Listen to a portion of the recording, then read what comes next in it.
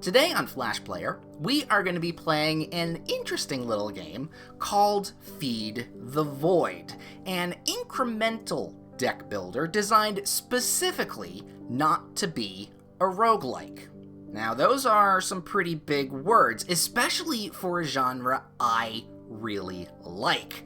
So, has the developer succeeded?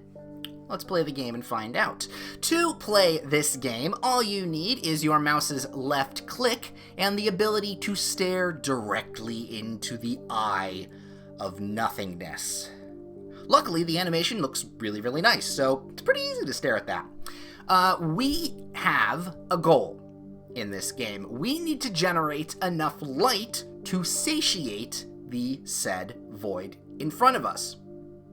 This specific void needs 100 light. You can see the number at the top left-hand side of our screen. However, in order to do that, we are going to be needing to play cards. We are going to be needing to play... I think that sentence was right. Either way, we will use our mouse's left click and click the spirit. Easy enough. To play a card, obviously you click on it and use its energy cost. That is the top left-hand side of the corner. The opposite is its light value, which is 2.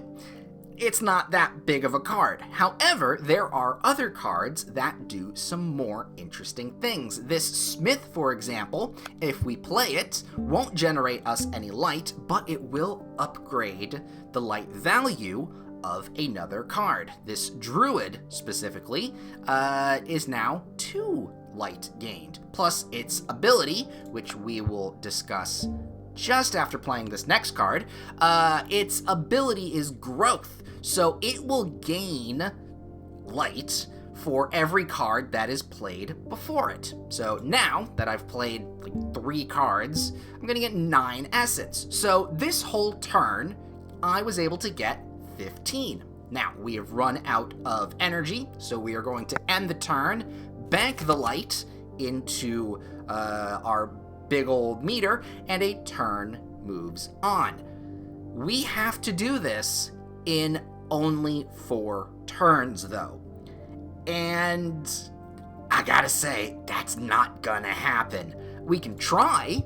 Obviously, we'll play this mirror, and it gives the ability to have the next card played double.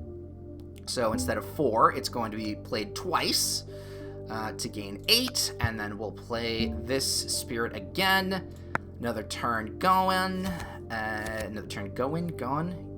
25 essence, and so on and so forth. Now, you might think to yourself, this seems broken, obviously, because if we can't beat this trial with the cards in our current deck, how are we supposed to win this game? Well, that's where the incremental portion of this game comes in, and I have to say, I think it's pretty good. So, we got one more turn to go. We're going to play this, get our second play card going. We get to forge twice, which is really nice. Therefore, we gain 6 and 8. So, at the end of this, we gained 53 essence.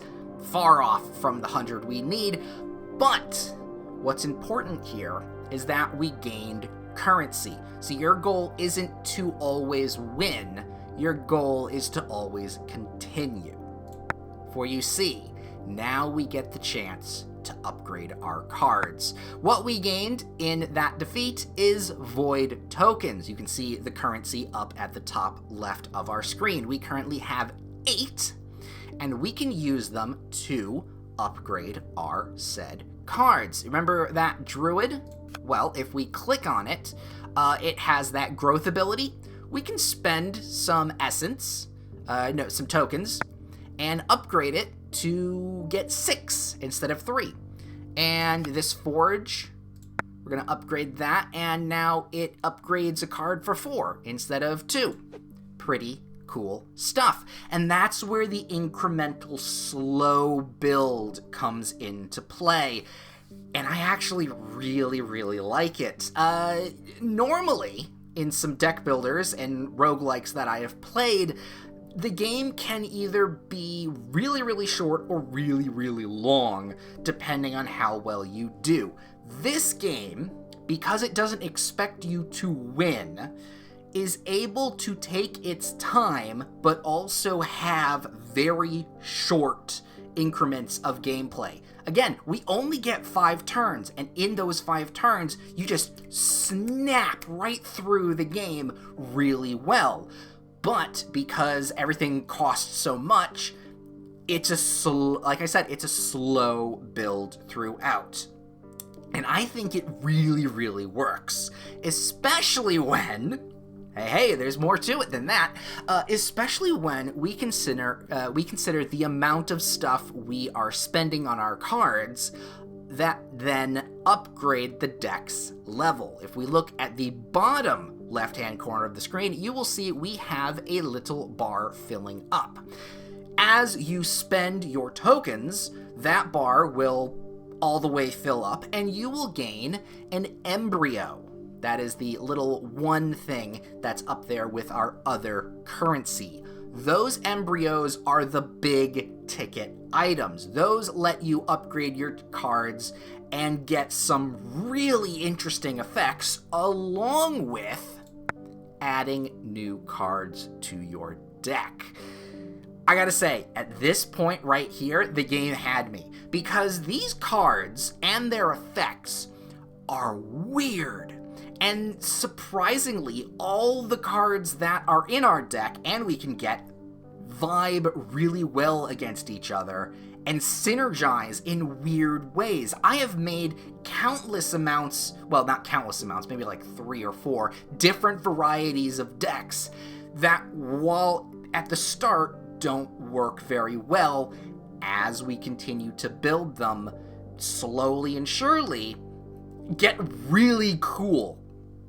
But I'm gonna let you pull that off yourself. You know what? I'll give you an example of something we can do. This elk. I've done a cool elk synergy run, which has been very fun. We have the ability to add a new rune to it. Herd. So Herd allows us to, when the card is in our hand and we play a different card, generate light, which then synergizes well with Druid, which then plays, as we mentioned, with Forge, with Smith, all the little 1 cards, some of the other cards that are in the deck. It really is nicely balanced. I really do like it. However, one thing that I will say maybe is a downside, we'll obviously get into why. You can't remove cards from your deck. I think that's the one gripe I have.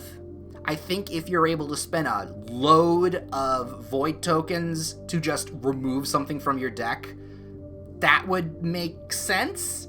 But I also understand why that's not a thing, because you can prestige.